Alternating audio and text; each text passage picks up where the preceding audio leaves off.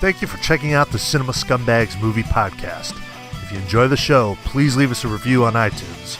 And make sure to subscribe to Slacker Media on YouTube for more content. Enjoy the show.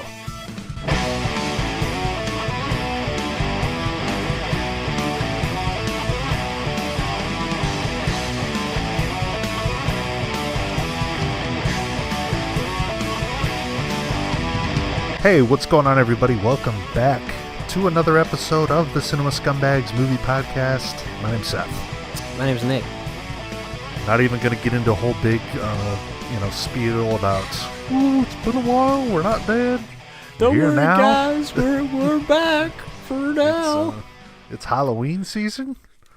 We're still here. I'm sucking on a Atomic Pumpkin Spicy Pumpkin Ale from New Belgium Brewery. Oh, got some spices in there, some cinnamon and cardamom.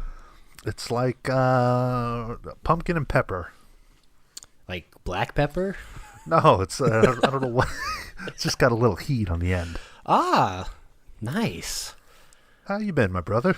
Oh, been okay. You know, the huge, you know. Heard that. Hanging out a lot in Iowa? No. Doing exactly the same thing you did here. Basically. Except I can drive without having a panic attack now, which is nice. Oh, that's good. It's getting a little busier out here. Everybody and their brothers got to move out there.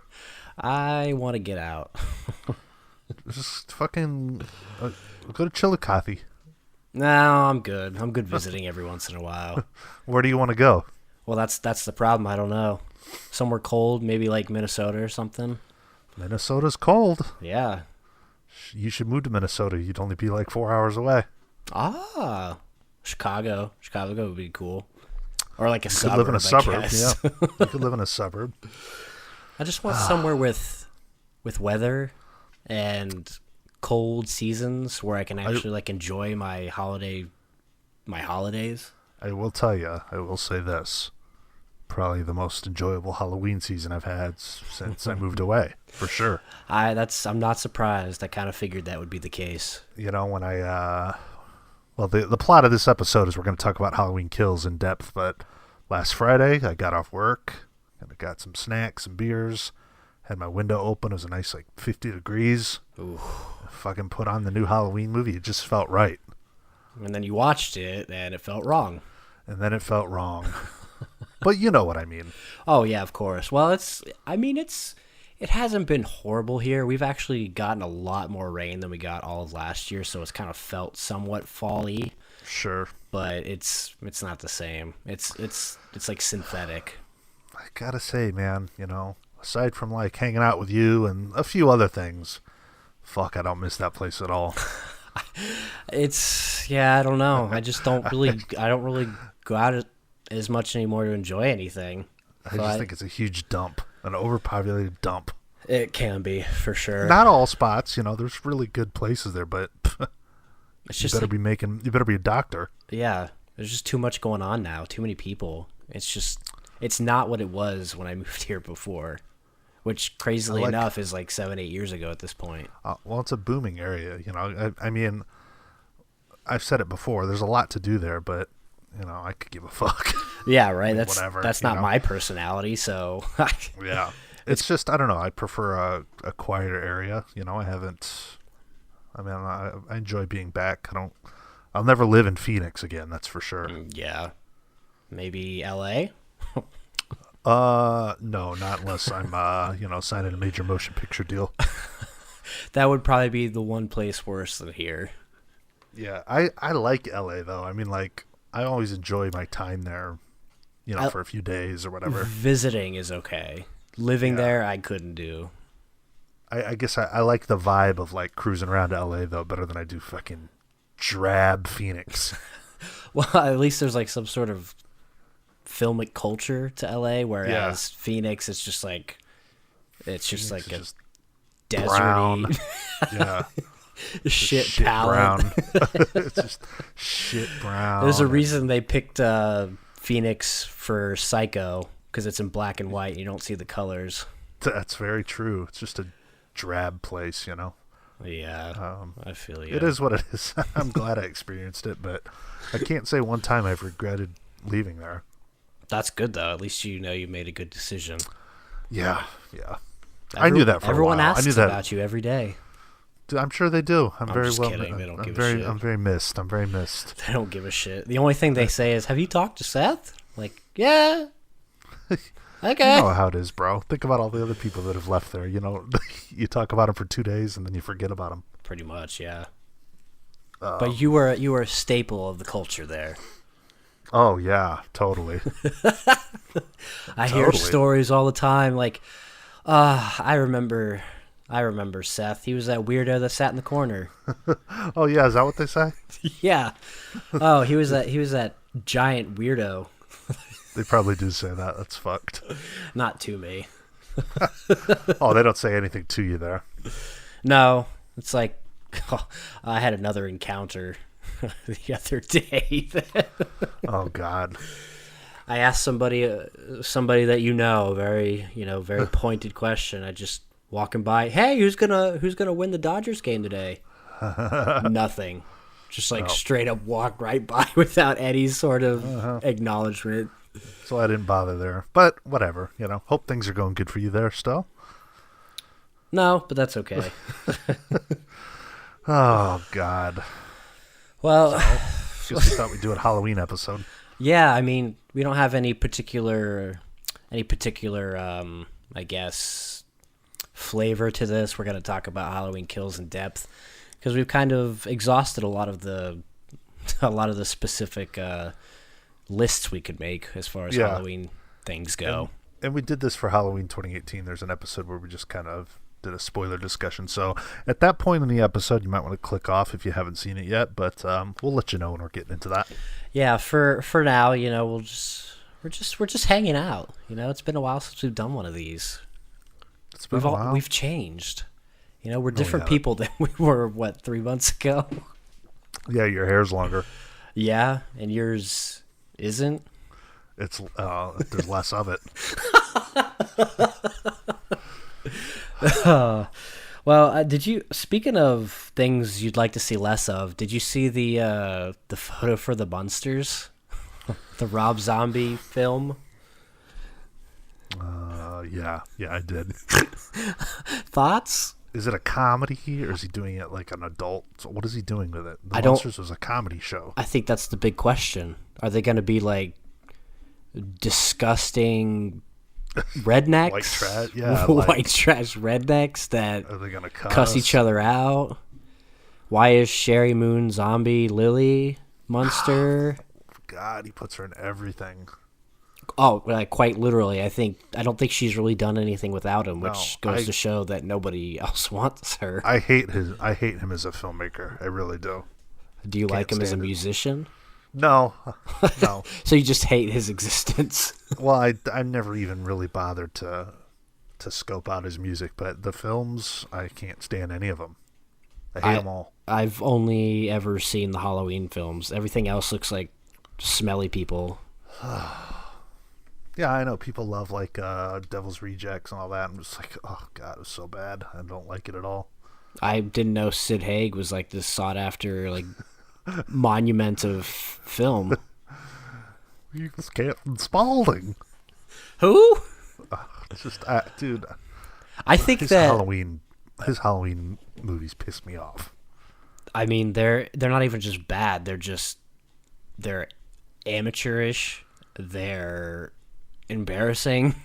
People love them though. I've heard a couple people say that's my favorite Halloween movie. Well, I can. You're wrong. I can smell them from here, and I can picture what they look like from here. I was never a big Munsters fan. I guess the picture didn't look terrible. I didn't think. I mean, it looked like it had the tone of the Munsters, but yeah, I mean, is asking for a modern day Munsters by Rob Zombie? Who wants that? Yeah, it's not like it's some big franchise that people are clamoring for.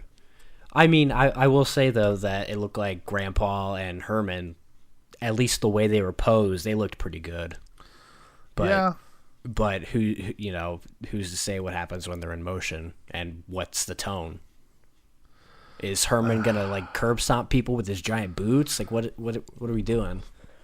Yeah, I really, I don't know. It's an odd choice of director. I'm sure it's going to be not the PG family vibe, you know?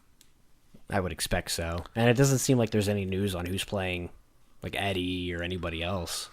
Yeah. Well, I'm not going to be watching it, so. I think it's coming to Peacock too. Oh, okay. Still won't watch it. Okay, I had to see if maybe that would pique your interest a little bit. No. You can come home, get your snacks and drinks, open your window, watch The Munsters, directed by Bababe. No thanks. That can't be his real name.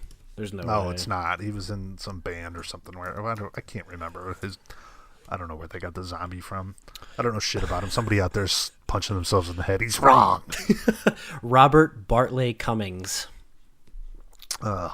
No wonder he went with zombie. Yeah. Well, we did have a few trailers that I wanted to get your thoughts on. Okay. It's starting to become that time. Theaters are opening back up. Well, I'm still not going to be going.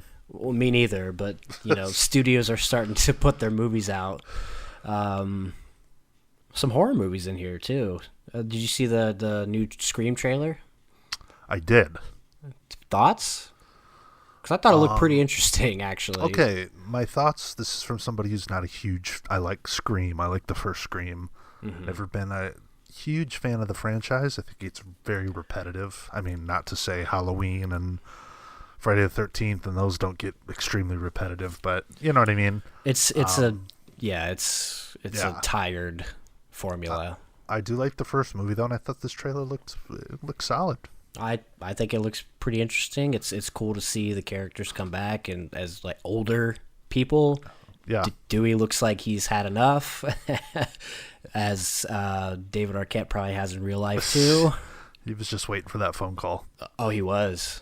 Yeah, he definitely was. Yeah, I don't know. I'm not a Scream historian, though. I can't tell you everything about the franchise. I'm like a casual fan of the first movie. I agree. But it looks like they gave away the opening in the whole trailer. I mean, it looks exactly how it was in the original with Drew Barrymore. Yeah. Same sort of scenario. So I don't know how they're going to play on modern times with I'm glad to see they keep the mask intact, Yeah, I mean, it's one of the most iconic. Yeah. I had it. Keep it the same. Me too. I had the bloody one too. Me too. The one where you squeeze the heart and it just. Yep. It's a blood mask. It was so fucking cool. Thought Scream looked okay though. Yeah, I thought it did too. What did you think about this trailer? This Ethan Hawke as a villain in The Black Phone. Did you watch this one? I did see this. Yeah. It's Scott Derrickson, same guy that did like Sinister. I think he did Doctor Strange, which means nothing in like somebody's filmography. I don't really care for Sinister. I'm not really a big fan of like those newer. I don't know how you would describe that genre of horror. Blummy. Yeah. Blumhousey.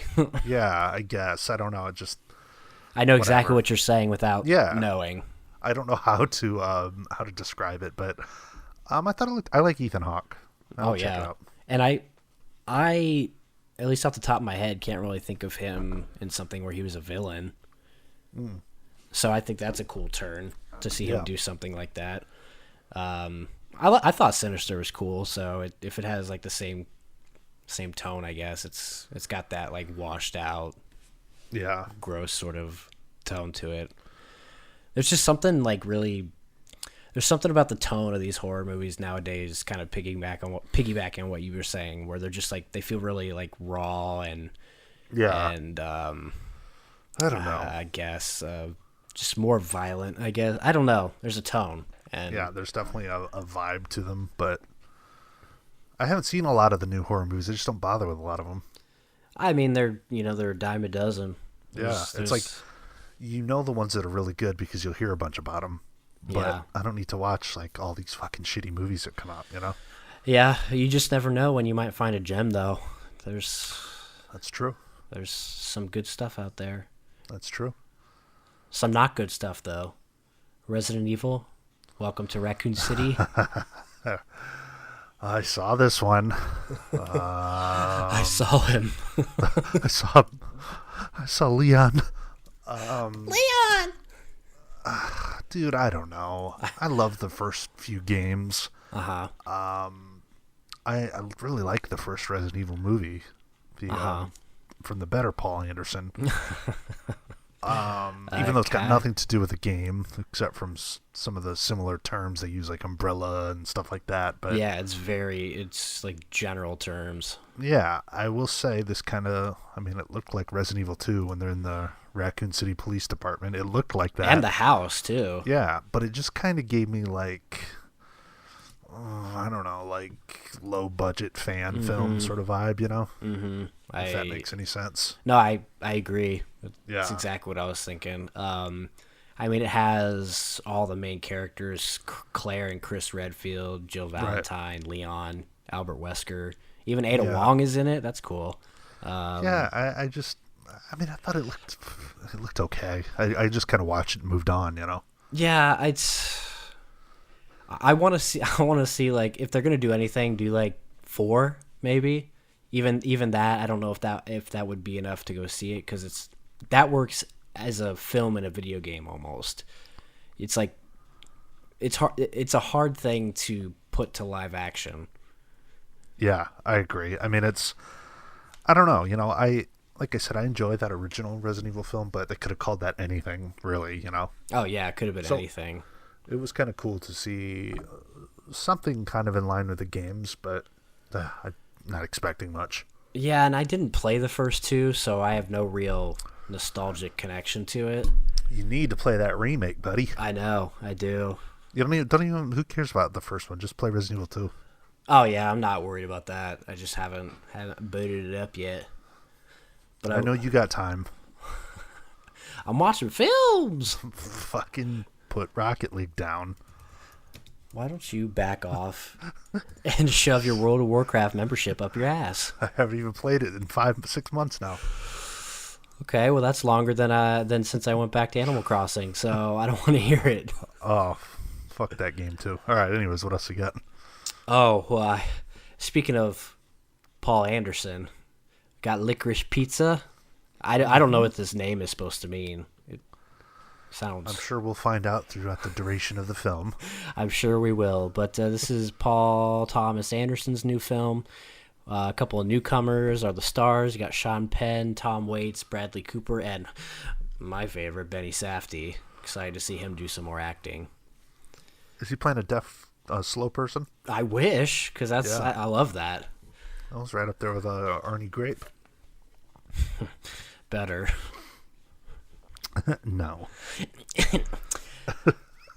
This looks like a sort of coming-of-age film. I like it.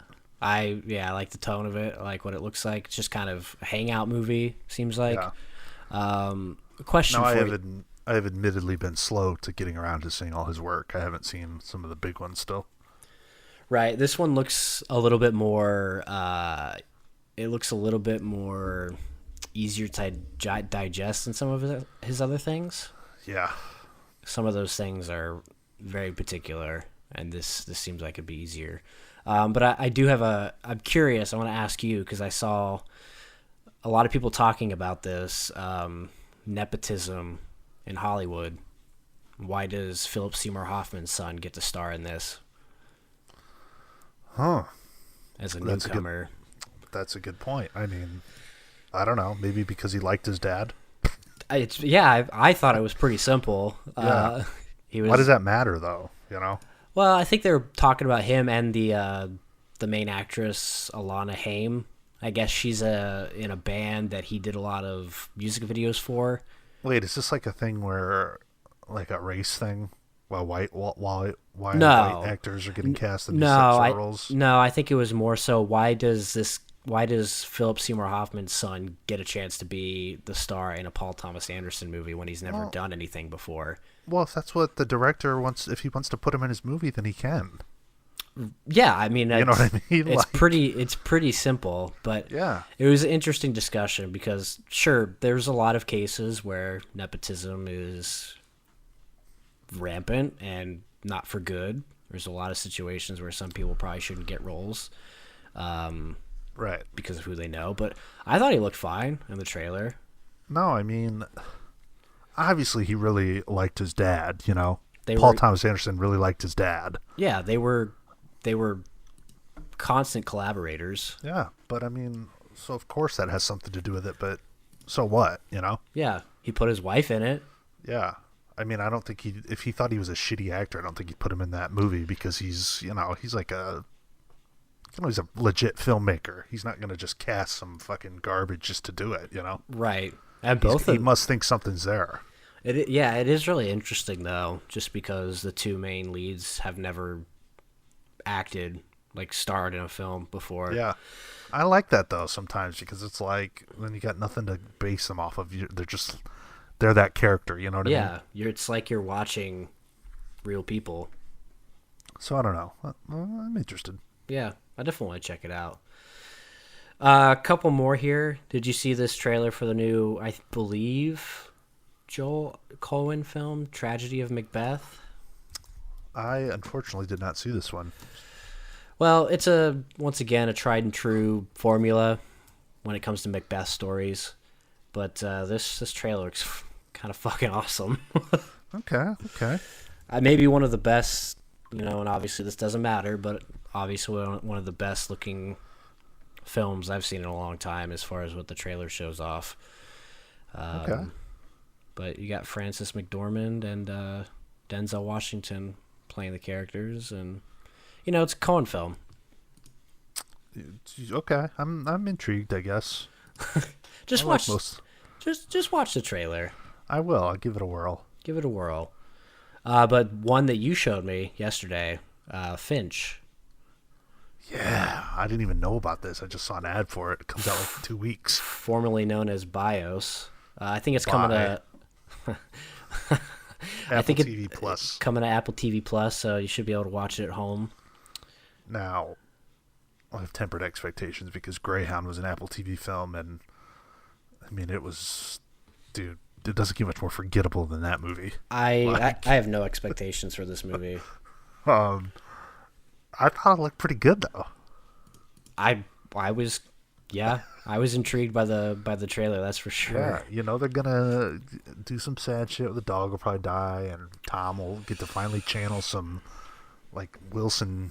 You know, it's like his reaction for Wilson. It's gonna be awesome. Yeah, what it is to burn, you know, Finch. Yeah, interesting. Just looking here real quick. Yeah, I mean they filmed this back in 2019. Obviously, because of circumstances, they've had to keep pushing it back. Yeah, I was following this one for a while. I mean, I just had forgot about it, you know, and I just so happened I was like scrolling something. I saw coming soon, you know, November, whatever, Apple TV. So I'm like, wait a minute. They fucking, you know, sold the rights and changed the title. Well, I'm excited now because it says he started his career as a storyboard artist. Some of his credits include Trainspotting. Okay. Not that really matters, but you know. I thought you'd be a smart ass. No. Oh, it's got a storyboard artist is directing. Well, the only other directing credit he has for film is Repo Man from 2010. Okay. Which I don't know what that tells you. I haven't seen any Repo Men. Rapo. He did direct a few episodes of Game of Thrones. He actually directed one of the best episodes, Battle of the Bastards, so that's probably doesn't say anything when it comes to a film. You gotta admit, I mean, this trailer looked good, though, for an Apple TV. Yeah, I really didn't expect much from it when I heard about it. But I love that these, like, Apple and Netflix and Amazon and fucking, they're putting out, like, these big-budget films, you know? Yeah. And speaking of Scream, Skeet Ulrich is in it. Wow. Billy Loomis? You gotta be fucking kidding me. I'm all about the home watching experience. I agree. The last thing I wanted to do on Friday was go into a theater and watch Halloween Kills. A bunch of people screaming and bunch of snot-nosed cunts. Dude, you said it. God, I'm happy to say that. I don't know what I'm happy to say. I'm happy to say we're going to start talking about Halloween Kills now. So hold on, buddy. What? You missed. I'm shocked that you did not mention the talk of the movie world, the trailer that came out. I figured I missed something. Robert Pattinson, I figured you didn't want to get into this. Batman, Paul Dano. What are you on board now or something? Do you want to hear something amazing? Oh my God. You're never going to hear from me probably ever again. It looked cool. It fucking looks good. Yeah, that's what I'm saying. It looks. You know why it looks good, Nick? Why? Because Because Zoe it looks Kravitz like is in it. It looks like it came right out of a comic book. That's why it looks good. But Gotham you're not City even a looks comic like it does- reader. I'm not, but it captures that tone of a comic book, like a comic book movie should. In what way? I'm out of like absolute Just- curiosity. I don't know how to describe it. You know, I think like when you go and watch that trailer, Gotham City just looks like it's popped right out of the comic books. I don't know why that makes it better. To me, it just does because it's a comic. The source material is a comic book, you know? Because it's a ridiculous concept anyway. Yes. I'm sure the movie will take it so seriously, whatever. No, I'm not going to be there day one to watch it. But I clicked on the trailer just for the hell of it. And I Yeah. was like, you know, almost done with it. I'm like, fuck. That looks cool. I'm like, okay. Yeah. Kind of reminded me of like The Crow in the way, like the vibe of the city, I guess. If that makes sense, you know? Oh yeah. Just dark. That's a good point. Yeah. It's just dark and dirty and grimy, and I don't want a jokey Batman. I want something like what this looks like, which is just Yeah. dark and dreary and Look, like I said, am I going to be there day one to watch it? No. right. But I was kind of surprised with it being a comic book being a comic book film, and knowing my previous thoughts on pretty much every other comic movie. Well, it's okay to have nuanced thoughts on it. It's okay to not like everything and maybe like some things. And yes, Zoe. Oh My God. fucking Christ! She's just like there's some chicks that just don't even seem real. Her, Margot Robbie, kind of on that scale, and Yeah. I don't know what it was about that though.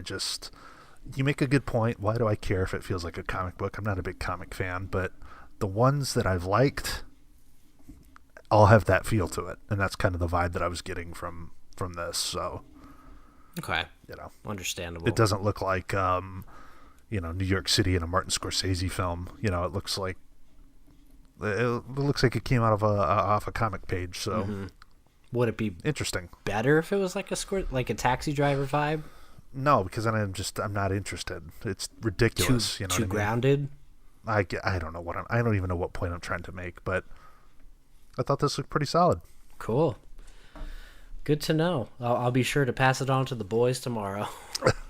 And I like how they didn't totally spoil Paul Dano. Oh yes, I like that too. Yeah. Well, and it seems like they're doing it before these villains are who they are, because Colin Farrell in the fat suit, he's supposed to be Penguin, Yeah. but obviously he's not him yet.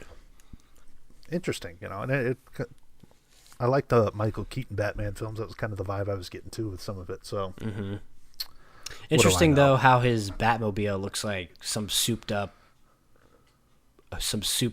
like hydraulic car. Like it's I don't know. It looks like anybody could I be just driving knew that you were car. going to find a way. I just knew you were going to find a way to talk shit about this trailer. Hey, it's just a trailer. I'm just pointing out what I noticed. Like that doesn't look like the kind of assault vehicle that's going to stop people from shooting through the glass. No. It looks like it's going to be involved in drive-bys. Stop the presses, all four of you that listen. Seth said an upcoming comic book film looks okay. Seth had a nuanced thought for once in his life. Ooh. Should you play some music here or something?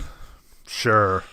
Do you think that maybe they have one of those like bad recorder versions, like what they do for Titanic or something? Where... Like some really off-key shit. So Halloween Kills. Halloween Kills, the franchise. It's killing me. I feel like we didn't have as long to build this one up as we did with the 2018 version. Halloween 2018 was like one of my most anticipated films ever, for me. Right. Just in terms of, oh my God, they're erasing all the shitty sequels. It's from two guys that love the original. I mean, I had really high expectations for that. Yeah, and when we watched that movie, I enjoyed it. You, not so much? I didn't, but it's grown on me. Fuck, I've seen it like 5 times now, I watch it every year. I feel like Yeah. I like it less and less each time, but there are parts that I really love about that movie. I do like the film. My favorite Halloween sequel is still Halloween 2, the original. I'd probably agree with that.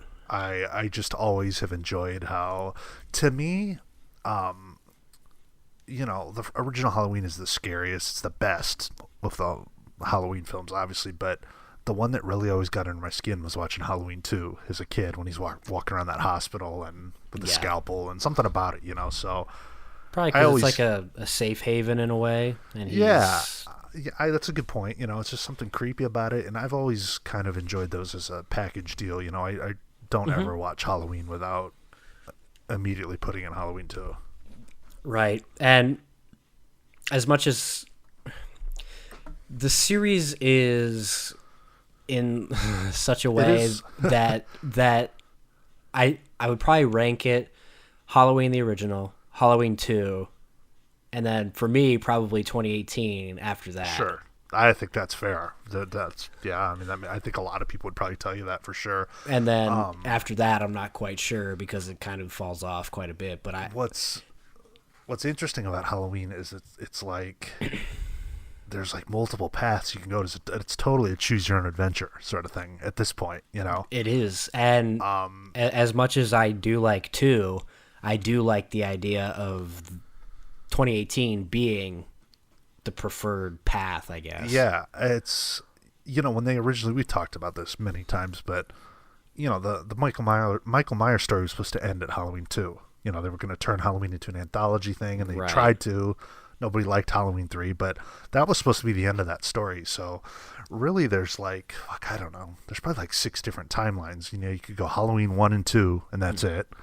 You could go Halloween 1, Halloween 2, Halloween H2O. That's like a trilogy. You can go Halloween 2018, Halloween Kill. I mean, it's like there's like 5-6 different ways you can go with it. 4, 5, 6, right? Yeah, I mean, you can go that way. That's the worst in my opinion. But you could do Halloween 2, Rob Zombie. If you wanted to, yeah. I wish they would have found a way to keep Halloween 2 as part of the canon for the new ones, but it wouldn't have worked, because he burns. I mean, he's sitting there pretty much dead at the end of Halloween 2. Yeah, so. I mean, he burned up in 2018, and they found a way. I mean, he had his head chopped off and found a way. That's true, but I do enjoy the timeline though as well, as Halloween and then these 2 newer ones. Yeah. So the point, I guess, of all that is that. I don't know about you, but I was pretty excited for Halloween Kills. I was looking forward to it, yeah. I thought the trailer looked awesome. It looked, as we kind of mentioned earlier, I thought it looked really raw and violent, and I like that grounded, dark, violent tone. By the way, not to cut you off, but this is going to be a spoiler-heavy discussion, so if you haven't watched the film, you might want to click off here, because we're just going to pretty much talk about everything. Yeah, talk about everything, and come back after you've seen it, and we'll discuss it all. But yeah, I was excited for it, and my excitement slowly dwindled as I started to hear the opinions coming in. Yeah, me too. I mean, I didn't really have super high expectations because I'm very kind of lukewarm on Halloween 2018, but I was kind of expecting more of the same, and it is. Yeah, I was. To me, honestly, it feels like they're both different tones. 2018 is more like comedic. There's a lot more comedic parts, whereas this feels like pretty much a straight dark horror action movie, I guess. So the tones are off with what they're going for, and it's total chaos. by the way. The entire film is chaotic. There's a lot of ideas, and none of them are ever really thought through. Yeah. Obviously, we'll get more into that as we go along, but I just don't know if they know what they're going to do. I think they made 2018 with the idea that would be it, and then it made more money than they expected, or I think they had plans from the beginning to make it a trilogy, though. It seemed pretty final, at least to me, but yeah, I mean, or it was maybe it was right after that started to do good that they announced it was going to be a trilogy, but I mean, it could have ended right there, you know? Yeah, and it almost seems like they just continued without really knowing what the plan was. They just kind of did a lot of things on the fly. This just kind of seemed like a filler movie for the end game in the next movie, you know? Yeah, which I said ever since they announced it, I wanted something to happen in Kills that would make it worth it. Like, otherwise it's killing just off Laurie. Killing off Laurie or something, yeah. Where they kill just about everybody else. Yeah, I mean, like, honestly, like, I don't give a fuck that he killed Tommy Doyle. Who cares? You know? Yeah, I haven't thought about Tommy Doyle, since the first time I saw 78. Yeah, I mean, like, they're trying to, you know what I mean? Like, who gives a shit? It's a straight up bridge movie. That's all it is. Yeah. There's no reason for it to be a trilogy. It's filler. I don't know, where do we begin with this? Do we just kind of go through what happens in the film? Pretty much, yeah. I mean, so let me ask you, what'd you think about the first 15 minutes? Okay, so because I think that's the most interesting part of the film, the most ballsy part of the film for sure. Yeah, okay, I'm kind of mixed on it because I like how it starts directly after. Yeah. It shows the boyfriend who is trying to find, I can't even remember her name, trying to find Allison. And he comes across the body of the cop, Frank Hawkins. And I hate the quotes in this movie, like all these jazz words and quotes that they put in. He needs to die. Yeah, it's like, it needs to die. Stop. But he comes upon the cop, and, well, guess what? He wasn't dead. He wakes back up, and as he wakes up, we go back to the events of 1978. It's super ballsy to fucking to like try to add scenes into a classic, you know. It is really ballsy, and I still don't know how I feel about it. I mean, what they basically have done there is shoot an alternate ending to Halloween, you know. Pretty much, yeah. It's asking you to change pretty much what you know about basically the whole franchise. Which, you know, that was, I like the way they did it in 2018 when he's captured. He's been in Smith's Grove the whole time, but part of the aura of the character was that he's got up and walked away at the end of the original film, you know? Like, he's out there in the darkness somewhere. You don't know where he's at. Yeah, I really love the way they made it look old with the grain, and they did a pretty good job about making it look about as 70s as you could for modern cameras and stuff. Right. But it kind of answers the question, because in 2018, you get this introductory shot of this cop who you've never seen before, but they make it seem like he's somebody important. Right. Come to find out, he was there the night of Halloween in 1978, and the younger cop is played by what's his name? Thomas Mann. Thomas Mann. So weird. I haven't seen that guy since he like fell off, you know. He really did. Like, he was in Skull Island. He was in Me and Earl and the Dying Girl. He kind of seemed like he was going to be one of those, you know, up and comers, I guess. But and he kind of fell off. Yeah. But you have him, and you also have Jim Cummings in a prequel to Thunder Road, I guess. Yeah, I like had to pause to look to make sure that was him. I'm like, what the fuck is he doing in here? I love that guy. It was cool to see him in, but I feel like it was a little distracting. It was. Like, they should have just casted nobody. I mean, I guess for the major mainstream film audience, I mean, he has a nobody. You know, nobody really knows who he is. Yeah, but, you know what I mean. Yeah. But anyway, they're hunting Michael, and the one thing I was thinking about the whole time is like, where in this timeline of these cops chasing him is it in the movie, the original movie? Yeah, I mean, I don't really well, understand. no, this is after the end of the original movie. Oh, so they're saying that this is what happened after he. Oh yeah, this is after Loomis shot him. Okay. So after he falls off the balcony, Loomis looks over. He's gone. Okay, so this is where he after. went. Yeah. Oh, see that? Okay. So then that's when that's when Loomis shows up to the house and he's like, oh, he's in here. Right. So there's a whole lot to say here. It's surprisingly complex for a horror Halloween film. Okay. Yeah, the cops end up going back into the Myers house, which I thought it was cool because, and I was looking for this when they go into the house. I was like, is there going to be a dead dog there? Because in the original film, there's He a got dead dog. hungry. You don't see it, but Loomis goes, he got hungry. Yep. And it was kind of cool that they tied that in. They didn't forget about it. I think Jim Cummings is like, oh, Jesus, there's a dog here, Yep. something like that. Yep. So that was cool. I mean, it ties together, but Which is, yeah. I don't know if I would have noticed that if I hadn't watched the original right then. That's kind like of a deep cut. You got to be like a deep big cut. fan, Yeah, but I noticed it because I just watched the original. Yeah. Honestly, though, we're even skipping ahead because first there's the whole thing with the Lonnie character. Okay. Yeah, we're probably going to skip back and forth. I have a lot of notes, but there's a lot of things that I don't 100% remember, but we'll come back. But yeah. This is very confusing to me. Yeah. Go right ahead. Well, Lonnie is the bully in the original Halloween. Mm-hmm. The boogeyman, he's going to get you. The kid's a dick.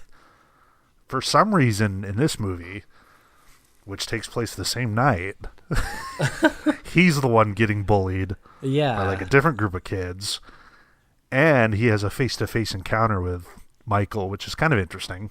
I think that's kind of cool. It is, because technically that would have been well, no, he wasn't the kid that, in the original when he jumps out of he's running after school and Michael grabs him. I don't think that was Lonnie. That was a different kid. Are you sure? Maybe it was Lonnie. I don't know. I think it was. Yeah, so if it was, then that would be his second encounter with Michael that day. But being spared by him, too. Yeah, it was just, I don't know what was going on with that character. Well, I thought he was the dick in the original Halloween, Yeah, kind of a constant thing throughout the whole thing is giving importance to a lot of characters that don't deserve it, I guess, or don't. Yeah. Like there's a lot of deep cut cameo characters throughout this that they feel like are important to the story for some reason. Yeah. I don't know. Even the Lonnie thing wasn't a huge deal. I just thought it was weird. I didn't really understand it, Yeah. Like, I would have rather see him like bullying kids, and then Michael, I don't know, like pushes him down or something, Yeah, but obviously can't murder him because he plays a part in later on. But yeah, that was strange. And then they end up going to the Myers home and looking around. Once again, they find the dog. They go upstairs and they see footprints on the ground for where Michael, I guess, stares out the window, and he comes in, starts choking Jim Cummings, and the cop, I want to call him Terrence Mann. Terrence Mann. Thomas.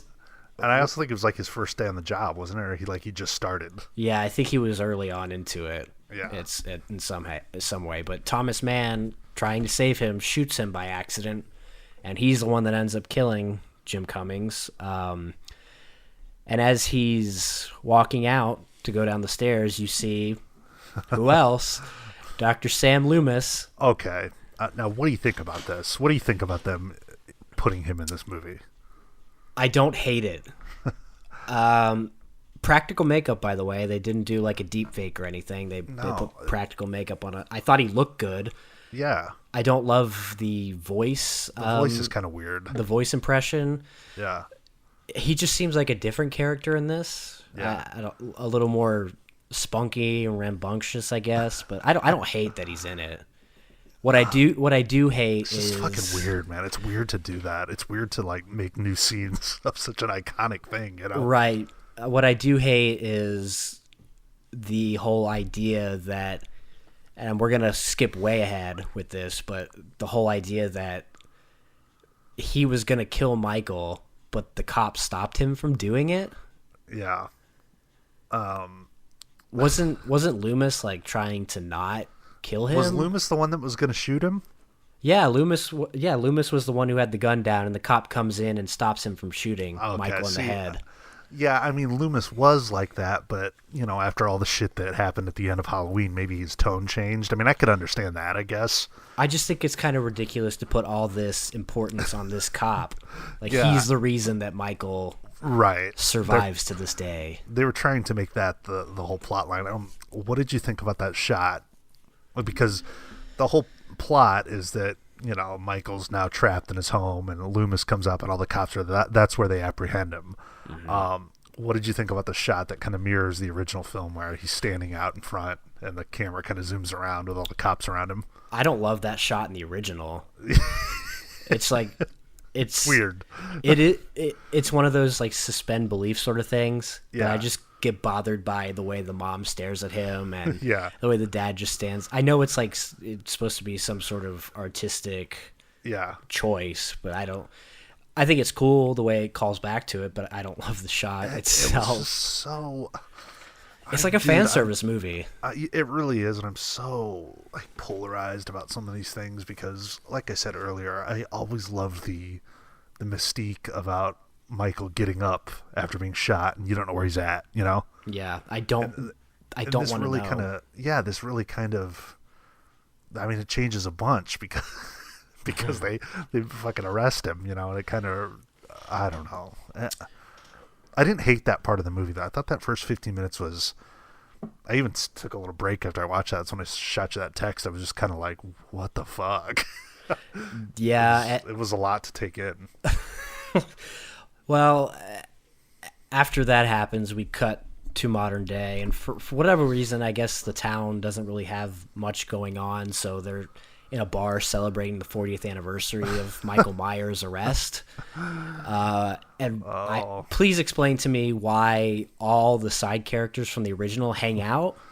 Well, I guess I thought that too right away. I guess my one explanation would be maybe that they kind of have like that thing in common. Well, yeah, they bonded over that, but even then, I could see like Lindsay and Lonnie, and Tommy hanging out, but why is Marion Chambers hanging out with them? That's kind of weird. I just kind of assumed maybe it's because they were all survivors. That you're supposed to go under the assumption that Haddonfield's a small town, nothing happens there. That was the biggest thing that's ever happened, so they have that in common, I guess. Well, see, this is a part that I other than them hanging out. Which by the way, the black couple from 2018 that you see in the tracking shot. Yeah. Which they get some sort of weird acknowledgement in that tracking shot. They come back into this movie and they're at the bar as well. That's right. I didn't even know that was them. Yeah. You're right. Yeah. So that's a callback, I guess, to that, but they become a little more important to it. But with all that, the part that I really love is how Tommy Doyle toasted Laurie Strode and he says, "I hope she's doing well," and it cuts to them in the back of the truck. Yeah. Just like at the end of the first one, and the firefighters are driving to the home. This is probably my favorite part of the whole movie, when the firefighters come in and the house is burning. The sound design is awesome. It's like really over the top and feels like there's, just, I don't know. Did you like Michael slaughtering the entire fire department? Oh, I loved it. Okay. That's, it was cool, but it's so actiony. Oh, very. There's nothing scary about that, No, no, and I'm not here to say that it is. Yeah. I just think it's awesome and an actiony sort of vibe. In my head, I think, and you can counter this easily, but in my head, I'm thinking, could I imagine the guy from the first movie behaving like that? You know what I mean? No. Could you imagine that Michael, who took the entire day to even strike? No, I couldn't. What would make him turn more violent over 40 years? I mean, you could also go, he's been locked up for a long time. He's a different guy, a different shape. To be completely honest, that I wasn't thinking that deeply into it. I just thought it was an awesome scene. I don't know. I'm like obsessive about the original Halloween. I'm very, Of course, yeah. That movie's big time part of my whole love of film. So I'm very kind of protective of it, I guess. But I don't know. I mean, I was thinking it, but I could look past it. I thought it was cool. Yeah, I just like that that whole scene. But I'm sorry, I'm looking at my notes. I kind of going back. What did you think about Anthony Michael Hall as the Tommy Doyle character? I don't think he was the problem. I think the way they wrote the character was the problem. Yeah. He just comes off super douchey. Like, put your fucking bat. What makes you think you're gonna kill him with a bat? Yeah, I mean, you were involved with him years ago. You know that a bat's not going to take this guy down. Yeah, I don't know. I mean, he was a little over the top. I thought Bring Back the Lindsay character was fine. I thought Kyle Richards did a good job. She was fine. Oh yeah, she was fine. The little flashbacks to them from the original movie are kind of cool. Yeah, I didn't mind her in that. I didn't, I mean, she was in a lot of stuff, I think, back in the day. I thought she did fine in that role. Yeah, considering like what she's now famous for. Yeah, and poor Marion Chambers just can't catch a break in any of the Halloween timelines. Oh yeah, well even that whole thing when they're in the car is exactly like it was in the original. A lot of references to the original. Oh yeah, and a lot of references to 2018 because Michael goes to the house of the couple, and the black chick that is flying the little drone, she's the one that showed them the grave of Judith in 2018. Yeah, that's right. And for some reason, I knew that without looking it up. I think also because I had just seen it.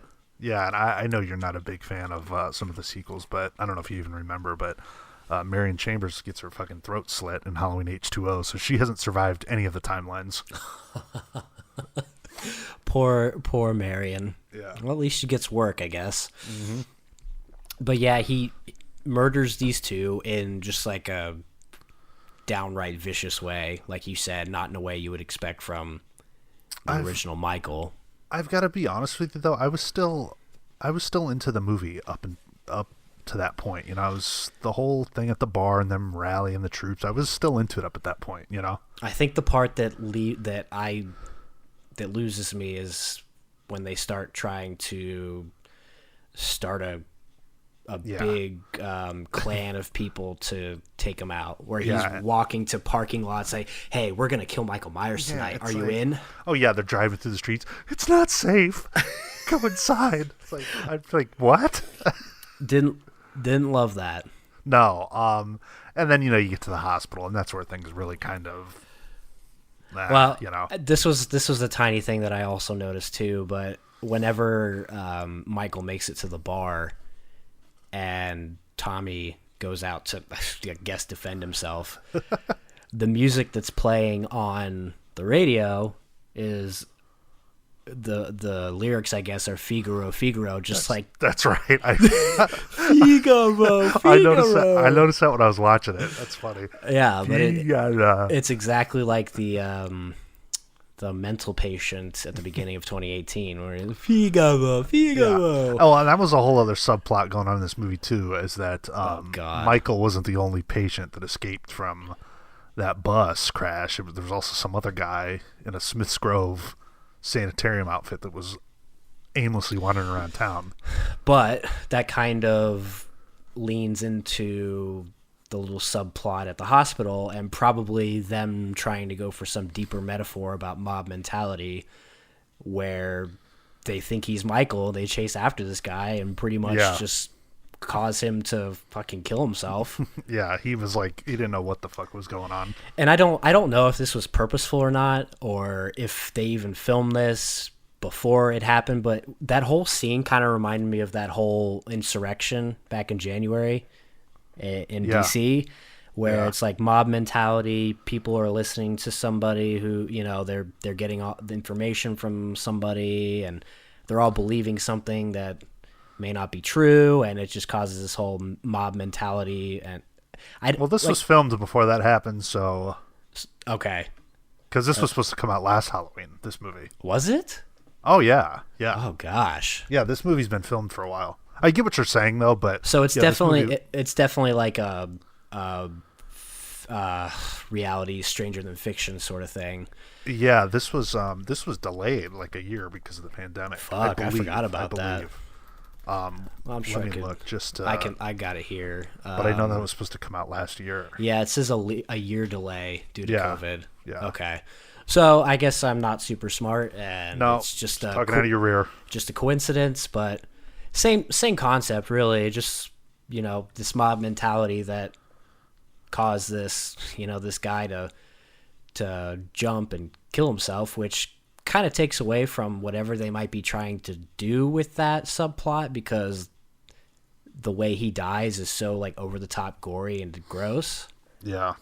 That it just takes away any sort of real meaning to it. And it's like this whole, it kind of reminds me of the scene from The Other Guys. There goes my hero. When The Rock and Samuel are jumping and they fucking die. That hospital was too much for me, man. I love the idea of it. I like the idea of this mob mentality where people are just, they're sick of it, they're scared, they're tired, they're just trying to end this thing, and regular people are becoming monsters like Michael. Yeah, I love that. But what thing, though? What thing are they trying to end? This is the first night that there's been any activity in 40 years about this thing. Right. You know what I mean? It's exactly. Like it doesn't make sense. Because this is knocking out all the sequels. If you kept all the sequels as part of the canon, sure, then they would be burnt out by that time. But this is... Yeah, you know what I mean? You understand what I'm saying? Like, what are they burnt out? What are they sick of? There's that stupid line that Allison says where Michael Myers has haunted this town for 40 years. He's been in prison the whole time. Like, he really hasn't. Think about your hometown. If there was a thing where a guy killed 3 teenagers and then he got arrested, you'd fucking forget. Everyone would forget about that after 40 years, Probably, yeah. I will say, though, that there was a dare cop that got killed probably close to 20-some years ago at this point that people still remember. But the point, the point is right. I mean, I feel like it's supposed to be a small town, maybe. I can look past shit like that. That's fine, but... Right. Boy, there was a lot going on in that hospital. It was cool to see them back in Haddonfield Memorial Hospital, though, and even the jackets that the EMTs are wearing in Halloween 2 made a cameo. Oh, okay. That's see, neat. I did not notice that. Is it the same geography of the hospital as 2? I mean, it didn't seem like it. It didn't seem like it, but who knows, But, then again, 40 years go by, construction gets done, and yeah, it looked like they might have actually filmed at a hospital in Halloween Kills. I know in Halloween 2 it was like they had to turn a fucking random building into a hospital. Oh my god. There's a lot of horrible one-liners throughout this whole movie, though. I think none being worse than Evil Dies Tonight, which is repeated over and over. That's the chant. Evil dies tonight. Evil dies tonight. Whatever. Evil dies tonight. Evil dies tonight. But one of the things that I really don't like in movies is where one character will say something and then somebody else will come back with a real quick one-liner that would have probably taken some thought because you didn't know what the first person was going to say. But there's that scene in the bar with Marion and Tommy, and he puts the money into that donation bin where it says something like "Long live love." And so when he puts the money into that, he's like, "Long live love." And immediately after, Marion's like, "Evil dies tonight." Oh, God. It's just like this super annoying, fake dialogue thing that I really hate, that I think Aaron Sorkin does a lot of. Yeah. Really the less talking me. in horror films, the better. The better, yeah. This is for Dr. Loomis. One of the people we kind of forgot to mention was Charles Cyphers back. Oh, Sheriff Brackett. Sheriff Brackett back as, I guess, like a hospital security guard. Something that also bothered me in this movie is they flash back to a scene that was from Halloween 2. Like, they show it.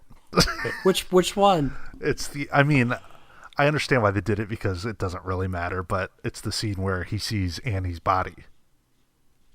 See, I did like the cut back to her, but I didn't know. That scene took place in Halloween too, but I guess you're supposed to think it was the same night, whatever. I guess, because I didn't catch it. It was real fast, but it was cool to see Sheriff Brackett. Wasn't needed. He's an awful security guard, by the way, because that fucking hospital was chaos. Well, look at the guy. He looks like he's on death's doorstep.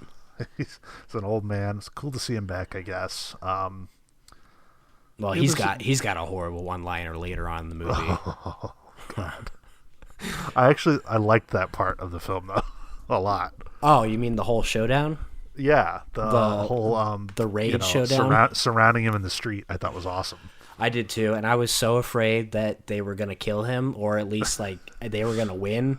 I was happy to know that they didn't. Yeah, we'll get to that though. Where are we at now? So we're in the hospital. We're still in the hospital where really Laurie's doing nothing.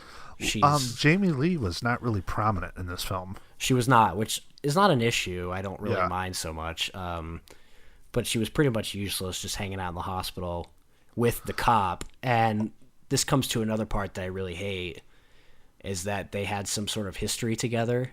Yeah, it's implied, I guess, that he's Karen's dad. Yeah. I think. I don't know. Well, there's the part where they talk about going to a bar or something. He's like, I kissed you. And I'm like, shut up. Yeah, we don't need all this. I don't need this. They even name drop Ben Tramer. That's wild.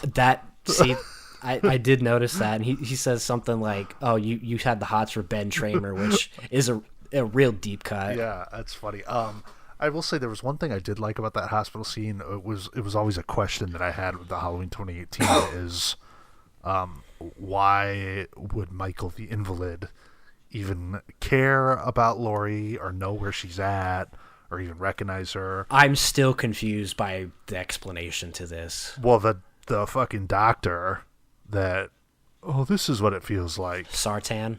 Yeah, he drove him there to her house because he was obsessed with the whole thing. Oh, okay. So Michael didn't really had no clue, you know. Yeah, they happened to drive to the house. He took him there. That makes sense. But what's the whole thing about Michael? It's not about you, Laurie. Michael just wants to go home or something. Well, I think that's kind of playing into it because she's sitting here thinking like, oh, he's been looking for me and it's just always been coincidental. Well, really, he doesn't give a fuck. You know, he wouldn't have even known to come track her down. I think that's what they're explaining. Like it's got nothing to do with her. She's still a psycho.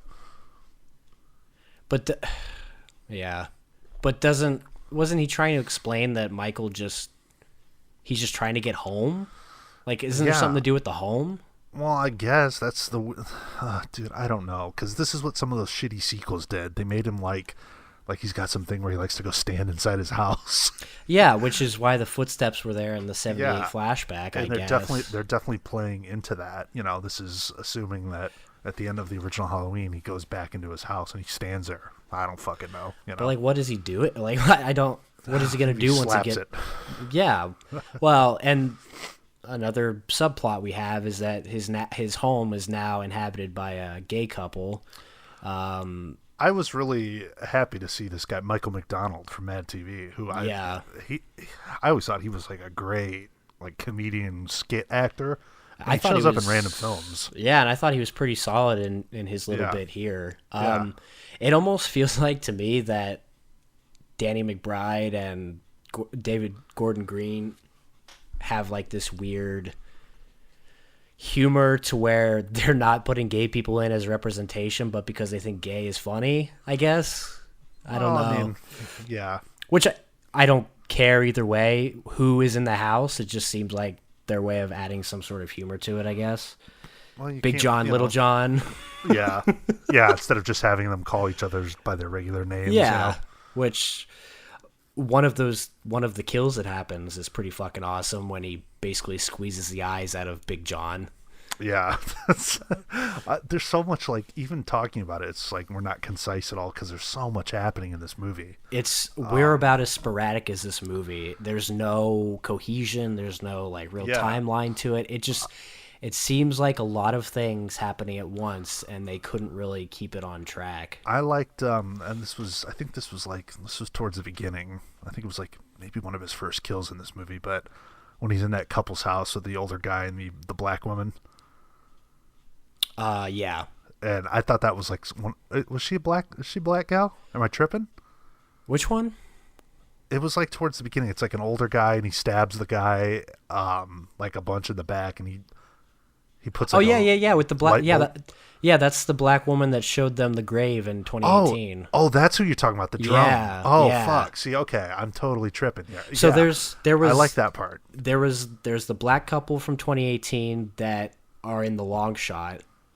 Okay. And then she shows the grave, Judith Meyer's grave, to, I think I didn't even know that was the same lady.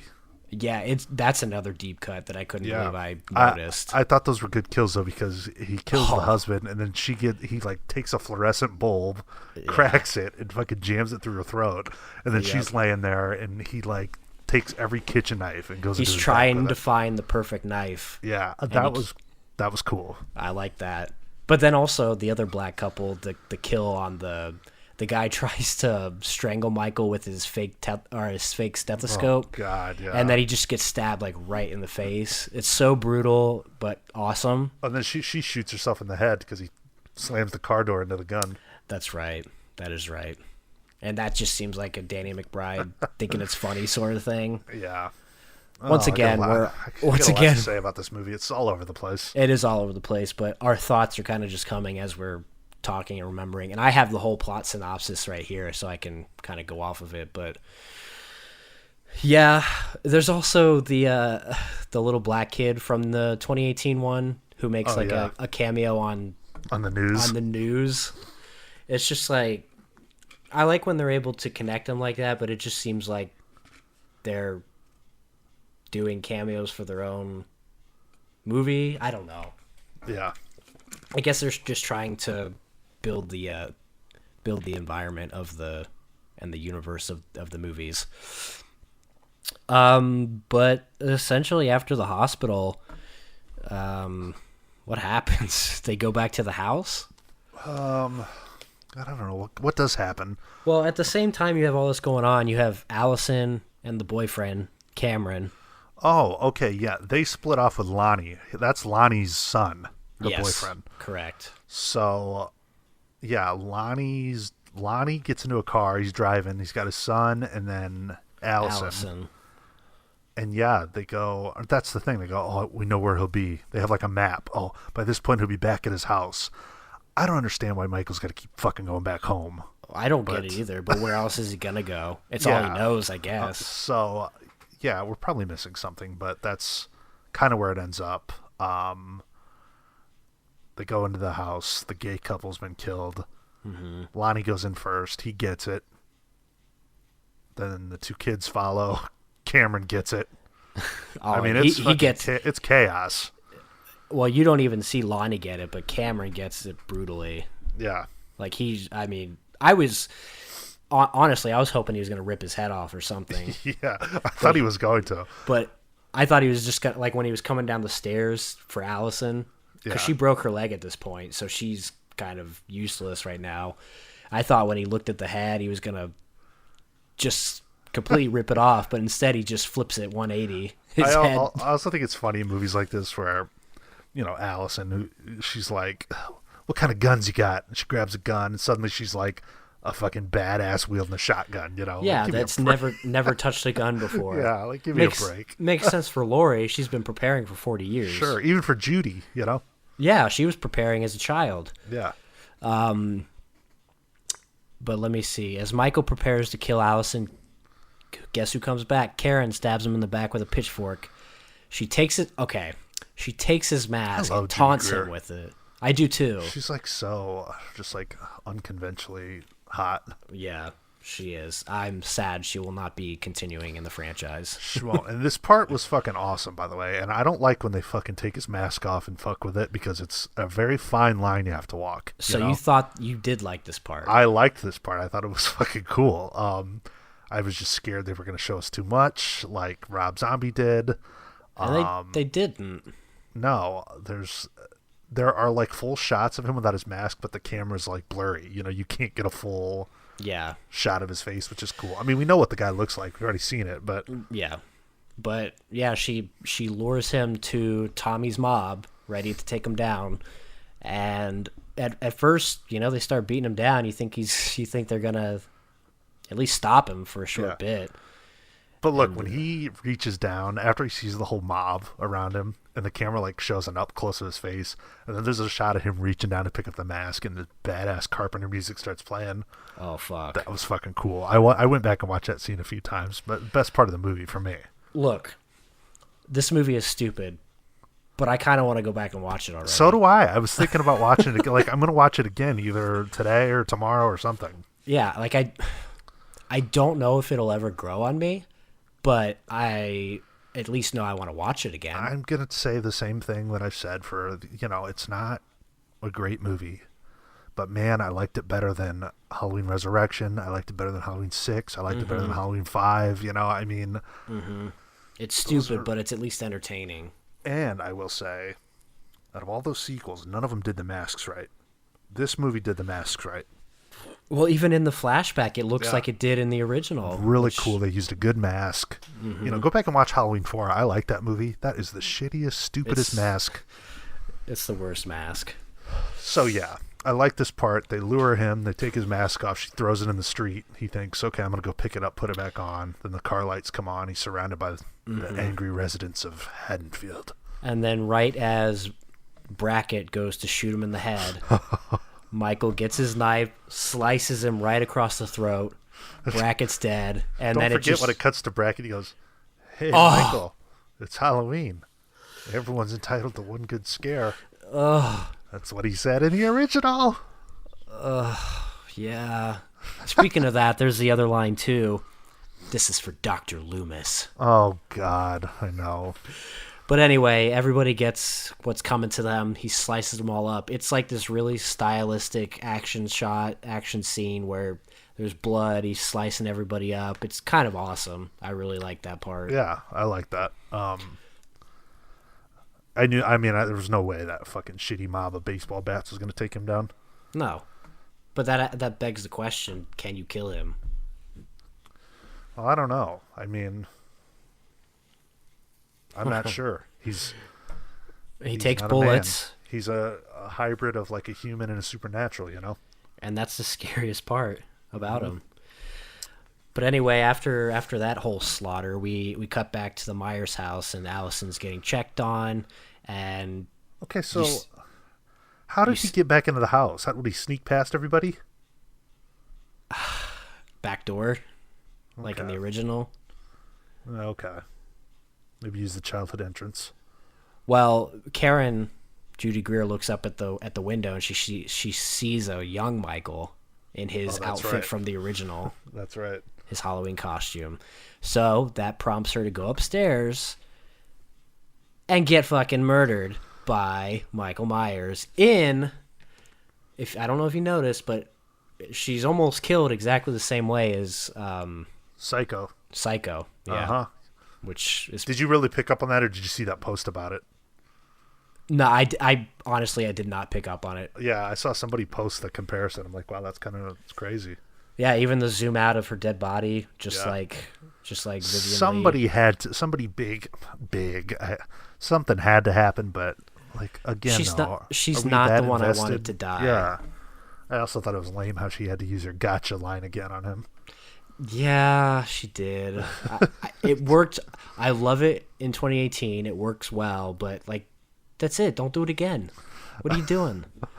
Yeah. So, what is the final shot? Michael staring out of his childhood window. Laurie's staring out of her hospital room. It was like Home Alone 2. It's like it's almost like a promo for a fight. Like these are the two competitors. These are the two competitors coming next Halloween. Michael Myers versus Laurie Strode, Part 3. Well, how are they going to end it? What are they going to do? What do you think they will do?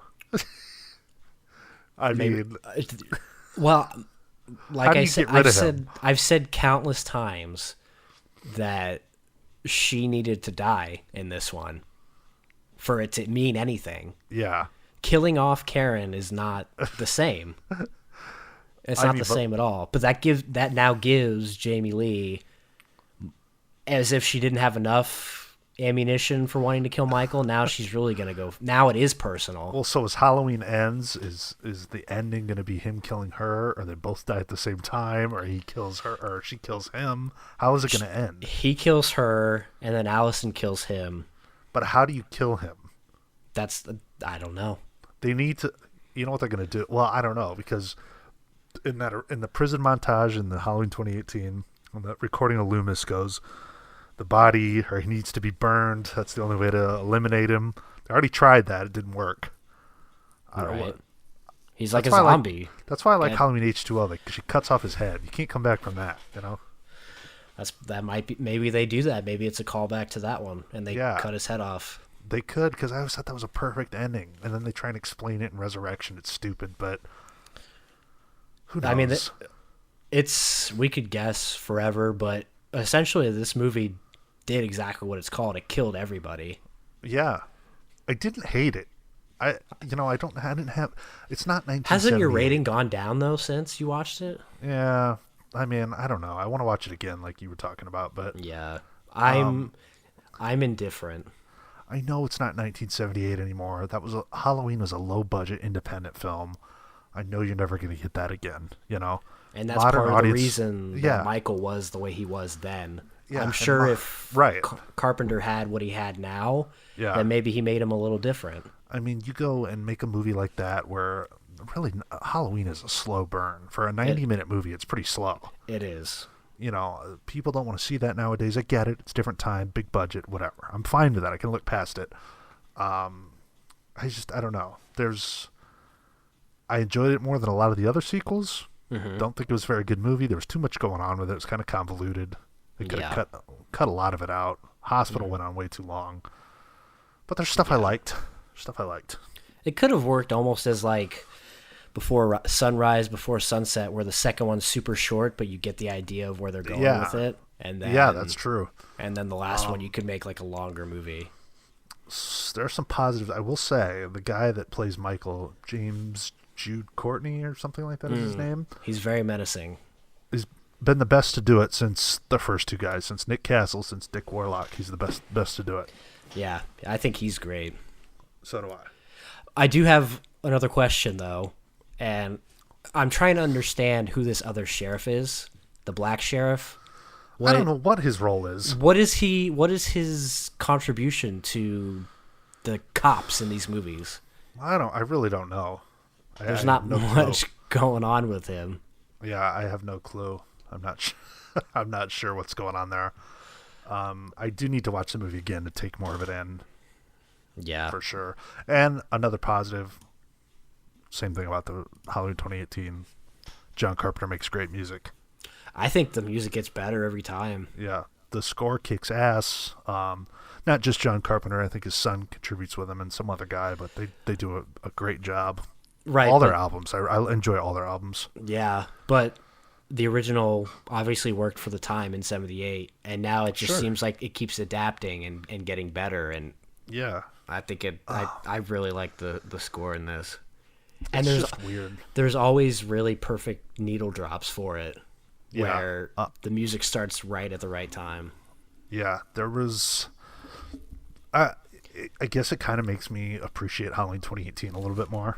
Mm-hmm. I will say that because that movie, it didn't. There's so much going on in the Halloween Kills that 2018 seems more mild in comparison. You know, more of like a cohesive film, I guess.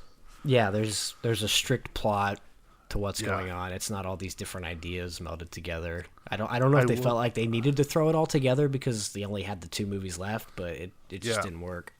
I will say, I've got two timelines that I prefer to take with Halloween, and I'll probably take them every year, because I watch these movies every year. Mm-hmm. But I think I'm done with sitting through. I like sitting through 4, but I think I'm done sitting through 5. I'm done sitting through 6. I'm done with Resurrection and all that. Mm-hmm. I like going 1, 2, H2O, and then I like going 1 Halloween 2018 and then Kills and then Ends. I think that's the way I'm going to take it. Yeah, and I have a special place for 4. I enjoyed that one, but I don't need the full story, the full trilogy story that they tried to do with it. I hate the Thorn and the Cult and all that. It's too... That's stupid. Whatever. Don't like it at all. I just like the simplicity of the stories. Oh, Halloween Kills. Halloween Kills. Well, it did what the title says, but is Halloween Ends going to do what that title says? No. Don't always... not if it makes a ton of money, and Halloween Kills made a lot of money. It's making a lot of money.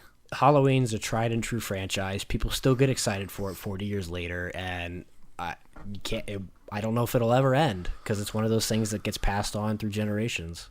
That's really why H2O was such a final ending for me, because you can't come back from chopping his head off, Yeah, so there has to be some sort of finality to him. Yeah, there's got to be I don't know. I think the same thing about Chucky. Why don't they just tie a bunch of cinder blocks to him and throw him in the middle of the fucking river or the ocean? That one's always perplexed me. He's a fucking doll. Oh, give me a break. The evil's here. Evil dies tonight. Evil dies tonight. I had the film at a 2.5. Not that anyone cares. Then I kicked it back to a 2. But then I don't think that's fair, because I give Halloween 4 a 2.5, and I think Halloween Kills is a better movie. I think I'll probably sit around 3 at some point. Yeah. Because I don't hate it. I do like parts of it, and I think I really need to try and decipher what each rating means so I can make it easier. Yeah. But essentially, if it's a 3, I liked it, because it's there's a lot of movies positive. I like 3. That's average. Yeah. So I don't know. It's this one is very perplexing. Oh God. Well, ladies and gentlemen, what did you think about Halloween Kills? I don't like it. I don't like it. I've seen a lot more negative, I think, than I have positive. I've seen way more negative, especially from people that I actually know. I just, the thing is, though, with that 2018, there's a lot of stupid shit, but the scenes that were good, I keep thinking about, I always kept thinking about that tracking shot in Halloween 2018, and I really do like the part where they get him surrounded on the street in Halloween Kills. Mm-hmm. It's still sitting with me, and it'll probably sit with me for a long time. Yeah, it was an interesting watch. It's always good, though, to get a Halloween film during the Halloween season. Mm-hmm. That's a rarity, Mm-hmm. It's great. David Gordon Green is going to direct the Exorcist trilogy. Oh my fucking God, I just remember hearing that this morning, and I don't like that. And they haven't even, I think it's going to be it's not a remake, it's going to be a continuation, so. Oh no. I'm sure Linda Blair will pop up in it. Yeah, I was just listening to that thing on Shudder where William Friedkin talks about it. I think it's called Leap of Faith. Yeah. And it's just interesting hearing him talk about things that I never knew, but it's just not, it worked then, and most people don't know how to make exorcism films. If they make The Exorcist now, it's going to be like The Conjuring or something, It'll be really bombastic and loud. Yeah, loud jump scares and... David Gordon Green's not known for subtlety if you watch these movies. Ugh. So in The Exorcist 3, when whatever the fucking priest's name is, he falls to his death down the stairs, right? Karras, he's dead.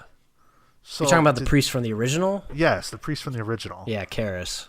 So, how The Exorcist 3 is convoluted as shit. It is pretty convoluted. I liked the movie though. I thought it was it was better than I thought it was going to be. But it takes a couple watches. There's some silly stuff in it, but I think in the essence of the story it makes sense. But it's kind of convoluted. So did the demon go into the morgue and possess his corpse? What happened? How did his I think dead he was body... already in him. Okay. Because at the end of The Exorcist, you see his face kind of become demonic. But how did his dead body get up and walk away? I think it's just the illusion of it. That's why it cuts between him and Brad Dourif. Brad Dourif is awesome in that movie, by the way. Yeah, he is awesome. I like that movie. It was just weird.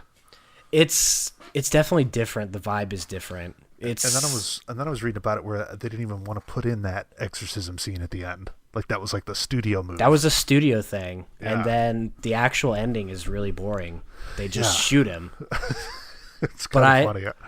I love that where he's coming out of the ground on the cross. And yeah, no, it was cool. It's just that movie kind of like, I don't know. It's now that I know what it is, I'll be able to appreciate it more, I think. But I was just like, what the fuck? Yeah, it's due for multiple watches for sure. Yeah, it's definitely one of the more intriguing sequels to something though that I've seen. You know. Yeah. Anyways, that's it. I think. Well, let us know what you think about Halloween Kills. We're gonna try and keep the content going. No promises. You just, we do what we do. You get what you get, and you don't throw a fit. Yeah. Thank you guys for listening. Still, I know some of you guys are. Anytime we disappear for a while, somebody reaches out and, hey, where you guys at? We're still here, man. We're always in the shadows, lurking like the Shape. I saw the Shape. Guys, if you like the podcast, why leave a review? Have you got any ideas for any episodes? I think that's a struggle Nick and I come across sometimes is, man, we've been doing this for a while, and it's like, I know in particular, like the horror season, there's not many topics we haven't covered. Mm-hmm. So if you guys have any ideas for episodes you'd like to hear us do, I mean, honestly, just send them to us because we'll probably just do it. Yeah. Yeah. Slacker Media over on YouTube. We did a live stream the other night. We're going to do more of those. Just kind of approaching things as we see fit. Yeah. Cool. Any final thoughts? Watch Halloween Kills in theaters. No, watch it at home on Peacock. It's way better. It is better. I don't know how I feel about the whole theater thing anymore, but that's a conversation for another day. Look, I mean, I know like HBO said they're not going to do that stuff. They won't have the early screenings anymore. That shit'll never go away permanently, though. It's too convenient. It is too convenient. And well, quickly, so we're not like on The Last Duel, the movie, the Ridley Scott movie that just came out, made diddly. So why not put it out on VOD immediately for people to watch at home, and you can make your money? Right. Especially if you're making people choose between seeing Halloween and The Last Duel. Throw it up on VOD immediately. Yeah, I don't get too worked. Even if they totally were to cut out all the early home releases or whatever, I don't care. It's got to be something I'm really looking forward to for me to even want to go anyways. Right. Otherwise I'll just wait. Right, There's exactly. a few things that I've got to go see, so... Anyways, let's cut it. I got to go think about Halloween Kills some more. Yeah, gotta go. Never mind. Another episode in the books. Thank you guys for listening. As always, go fuck yourselves.